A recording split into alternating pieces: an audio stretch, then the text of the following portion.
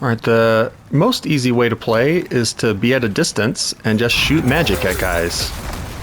Why is that easy? Well, magic uses no stamina, since you're not close. There's no risk. Yeah, that's pretty easy. There's a pretty big asterisk to that, though, which is you have a limited amount of mana, and you might spend a lot of time waiting for mana to recharge. That's probably not going to be very fun. And you're also not going to learn how to play properly if that's how you approach this whole game. That's actually what I did the first time I played many years ago. I just used magic like this because I was like, yeah, I feel safe, this feels great. But I didn't really know how to fight, and when magic didn't work in certain situations, I sucked. So magic works great, but there's a pretty big caveat there, that you still need to learn how to use a sword and shield. Now, using a sword and shield requires a little bit more from you, because you have to notice your enemy's attack patterns. When do they attack? When is there an opening that I can get them back? So you can just hide behind your shield, and then when there's an opening, you attack back. What if they have a really aggressive combat style and they mess up your shield? Well, they might be able to get at you, and that's where the next style of combat comes in, which is rolling. So with rolling, you're going to need to notice their attack patterns and get out of the way. Yeah, it's a little bit more tricky. So I'm going to use my shield a little bit as well. I've got to notice when he's attacking and roll out of the way of it. Some attacks are pretty quick, some are slow. Now what happens is enemies don't just suddenly attack, though sometimes they do, like that kick. They kind of wind up a little bit. They show you they're going to attack. In video games, we call that telegraphing. It's the game's way of saying they're about to hit you. You know, in real life, someone's probably going to swing a bit faster than that, so you don't have as much time to prepare yourself. But in video games, they're doing that on purpose, the developer, so that you can see when an attack's coming. So when you see someone winding up for an attack, you roll out of the way. Whoa! They changed their animation. Something started here. I need to roll out of the way. Whoa! Roll out. Whoa! Roll out of the way. Now, this works fairly well, although I'll note it does use a fair amount of stamina, and as you can see, if you mess up, you're going to get hit and take a lot of damage. No fun. Now, you do feel a lot more nimble this way, especially compared to using a sword and shield. Or I should say, more specifically, hiding behind a shield. But yeah, this works pretty good. Now, there's going to be some enemies, especially bosses, where they're going to hit so hard, your shield's basically not going to work. And I'll get more into that when we talk about stats. But rolling is kind of your only option in certain situations. So it's not bad to practice how that works, but if you're like me, it still feels a little bit on the risky side. I kind of like the protection of my shield, in this case a gigantic shield.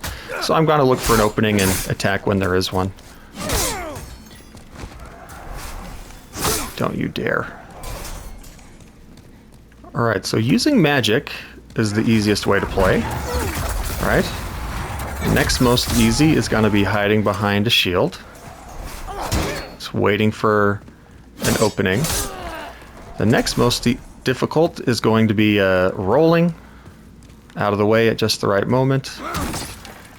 And then the most difficult way to play requires you to not only notice when they're attacking and when you should attack, but exactly when they're going to hit you.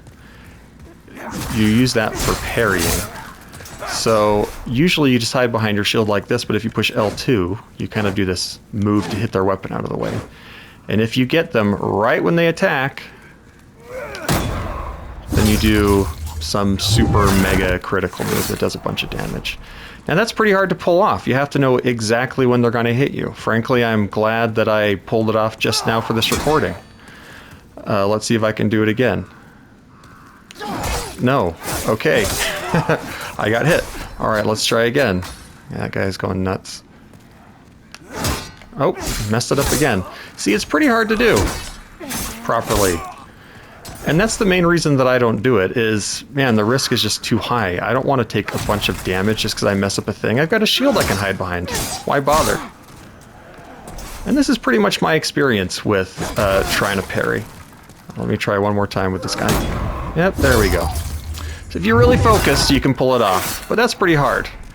Now, if you go online, a lot of people are going to try to make you feel like you're a baby or you stink at the game because it's really hard to parry. Whatever, I'm having fun playing my way. If you like parrying, go for it. But just because it's hard and you might struggle to do it, that's no less legitimate a way to play than to just hide the whole time. Or better yet, hide behind something like this. Yeah, that's what I would do if in real life if I was in a fight like this. I would hide as much as I can. I think that's an excellent way to play. Incidentally, that same pattern is about difficulty is how the developers have gone about making their games. The Souls games are about basically using your shield. Bloodborne doesn't have shields. It requires you to dodge out of the way. And then Sekiro is all about parrying. And those games, I would say, are kind of increasing in difficulty for those exact reasons. So before I get into stats and character builds, I just wanted to give you a couple examples of how magic doesn't work out too well, and maybe some other combat tricks. So if I try to use magic on this guy, ooh, what do you know? He's strong against magic, so that's going to make this tricky. You know what else doesn't work very well? Shields. He shoots this green thing and uses other magic that shields don't block. Okay. Ooh, glad I didn't get hit by that. Good luck if you do. So you might need to think of some other strategies. For example, you might consider the brave strategy of hiding behind corners and then attacking when the time is right. That's my preferred way of dealing with these guys. These mind flayers, they are pretty tough. I don't want them to drink my brain. Ooh, was I quick enough? Getting around that corner? Looks like I was. So that's one way of dealing with guys like that. One of the other main combat considerations is backstabbing. There's kind of a sweet spot right behind an enemy where if you get there, it does this totally different animation. It does tons of damage. Works out pretty well, so you'll probably want to be circling around guys and try to get at their back. Now these guys are put here deliberately to remind you that you can do that. Maybe also to make you feel powerful before you head on in there. But if you get right behind an enemy, you can do a ton of damage, and you probably saw that happening earlier and in the other video.